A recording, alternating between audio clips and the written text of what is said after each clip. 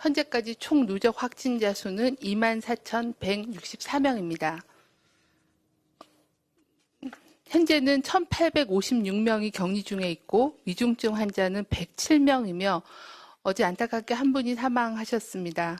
누적 사망자는 422명이고 치명률은 1.75%입니다. 삼가 고인의 명복을 빌고 유족들에게는 심심한 위로의 말씀을 드립니다. 국내 주요 발생 현황에 대해서 말씀드리겠습니다. 서울 강북구의 북서울 꿈의 교회와 관련해서 10월 3일 첫 확진자가 발생한 이후에 3명이 추가 확진되어 현재까지 누적 확진자는 총 4명입니다. 지표 환자를 포함해서 교인이 2명이고 가족이 2명입니다.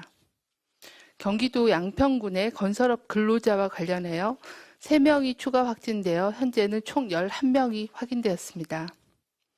경기도 포천시 내촌면 군부대와 관련하여 10월 4일 첫 확진자 발생한 이후에 추가적인 역학조사를 통해서 35명이 추가로 확진되어 현재까지 누적 확진자는 36명이고 모두 군인입니다.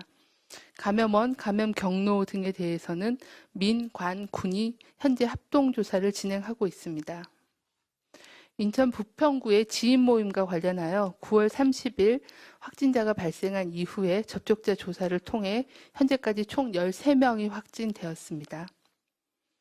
부부 동반 친인척 모임 관련해서 10월 2일 첫 확진자가 발생한 이후에 현재까지 총 7명이 확인이 되었고 대전에서 2명, 충남에서 2명, 울산에서 3명이 확진되었습니다. 다음은 해외 유입 사례에 대해서 말씀드리겠습니다. 어제는 총 9명이 확진되었고 검역 단계에서 2명, 지역사회에서 자가 격리 중에 7명이 확인되었습니다. 이 중에 내국인이 7명, 외국인이 2명이었습니다.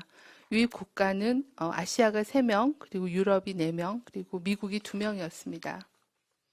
지난 일주간의 방역관리 상황과 위험 요인에 대해서 말씀을 드리겠습니다.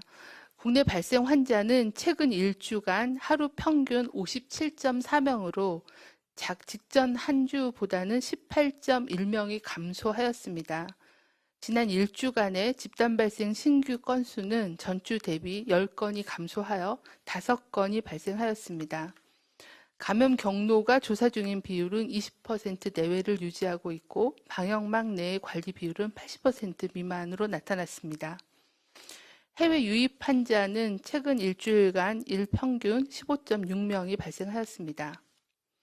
최근 일주간 감염 경로를 보면 국내 집단 발생이 20.4%, 선행 확진자하고의 접촉이 24.1%, 조사 중에 100명으로 19.6%로 나타났습니다. 주요한 전파 양상을 보면 수도권 지역과 부산 그리고 경북에는 포항과 경주를 중심으로 집단 발생이 확인되고 있습니다. 집단 발생의 양상은 표에서 보시는 것처럼 의료기관과 요양시설 그리고 다중이용시설 특히 사우나나 목욕탕을 통한 전파가 많이 보고가 되었습니다. 그 밖에 다단계 투자 설명회 그리고 교육시설 등 다양한 집단에서 집단 발생이 지속적으로 발생하고 있습니다. 특히 정신병원과 정신요양시설 그리고 노인요양시설은 고령층 기저질환자가 많고 또 감염률 중증도가 높아서 노출자, 코호트 격리 등 감염 관리가 매우 중요한 상황입니다. 의료기관 및 요양시설의 종사자들은 반드시 마스크 착용, 손 씻기 등 개인위생을 철저히 준수해 주시길 바라고 특히 신규 입원자 또는 입소자 그리고 유증상자에 대해서는 신속하게 검사를 시행해서 조기 발견할 수 있도록 조치해 주시길 바랍니다. 그 밖에 실내 환기와 소독 그리고 외부인에 대한 방문 금지 등 시설 내의 감염 관리를 더욱 강화해 주시기를 당부드립니다. 유행지역을 중심으로 노인의료복지시설, 또 정신건강 증진시설 등의 종사자, 입소자 대상으로 검사를 시행할 계획입니다. 추석 연휴 기간 종료 후에 지역사회 확산을 차단하기 위해서는 유증상자에 대한 적극적인 검사로 확진자를 조기에 찾아내고 신속한 감염 경로와 접촉자 조사를 통해서 추가적인 전파를 차단하는 게 중요한 시점입니다. 다음은 코로나19 연관된 소아청소년 다기간 염증 증후군 사례에 대해서 설명드리도록 하겠습니다.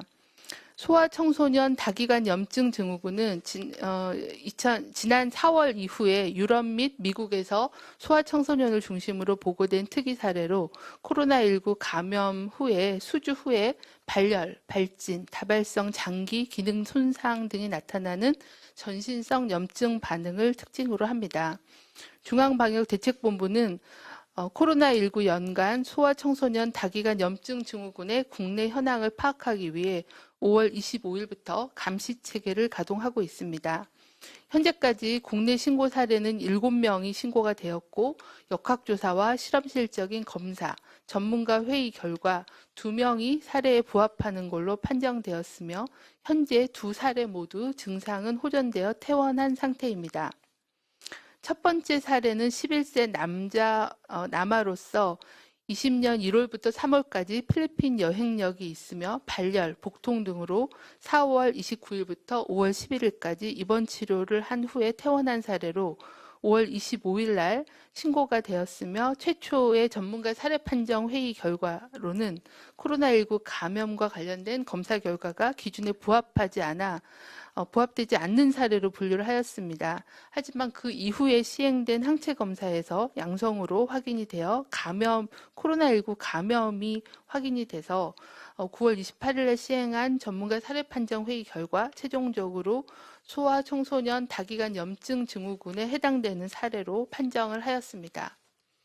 두 번째 사례는 12살 남자 아이로 코로나19 확진자와의 접촉력이 있습니다. 코로나19에 대해서는 8월 19일부터 9월 1일까지 입원 치료를 하고 퇴원하였으며 이후에 발열, 복통이 다시 발생하여 입원 치료를 하고 퇴원한 사례입니다. 9월 17일 날 신고가 되었고 역학조사, 전문가 사례 판정 회의 결과 사례에 부합되는 것으로 판정을 하였습니다. 우리나라는 유럽이나 미국 등지에 비해서 코로나19 발생 수준이 상대적으로 낮고 소아청소년 다기관 염증 증후군의 발생도 드물게 보고가 되지만 앞으로도 이 코로나19 연관된 소아청소년 다기관 염증 증후군 사례에 대해서 감시와 조사를 지속적으로 운영을 하겠습니다. 이런 예방을 위해서는 마스크 착용, 손 씻기, 사회적 거리 두기 등 코로나19 예방 수칙을 지속적으로 준수해 주실 것을 당부를 드립니다. 코로나19 유행기에 맞은 추석 연휴가 끝나고 새로운 한 주가 시작되었습니다. 많은 국민들께서 명절 연휴에 예전처럼 편히 쉬거나 고향 방문을 하거나 지인을 만나는 등 편한 그런 연휴를 보내지 못하시고 이동도 자제해 주시고 또 고향에서는 어르신, 가족 안전을 위해 방역수칙을 잘 지켜주셨습니다. 또한 연휴 기간에 가족과 함께 시간을 보내지 못하고 선별진료와 환자 치료에 쉼없이 애써주신 의료진 여러분들과 방역관리에 수고하신 많은 분들의 노고가 있었습니다. 깊이 감사를 드립니다. 연휴 기간 동안에는 2자릿수의 감염 규모를 유지해 왔습니다. 하지만 연휴 기간 동안에 검사 건수가 적었고 이런 점들을 고려하면 아직은 긴장을 놓을 수 없는 상황입니다. 명절 기간 동안에도 요양원, 병원, 그리고 학교, 사업장 등에서 산발적인 감염이 확인되었고 또 가족 간 전파 사례도 확인되는 등 지역사회 감염이 지속되고 있는 상황입니다. 지금부터는 연휴 이후에 환자 발생 감시가 중요하여 조기 검사, 조기 치료 격리에 집중해야 될 시기입니다. 명절 고향 방문 그리고 다중이용 시설 및 많은 사람과의 접촉이 있은 후에 발열, 기침 등의 의심 증상이 있으시면 코로나19를 의심해 보시고 출근, 등교는 중지하고 선별진료소를 통해서 신속하게 검사를 받아주실 것을 당부를 드립니다. 전국적인 그런 산발적인 감염을 막고 집단 감염 예방을 위해서 연휴 이후에도 방역 노력에 함께 해주실 것을 요청을 드립니다. 방역 당국도 환자 감시와 역학조사에 최선을 다하겠습니다. 네.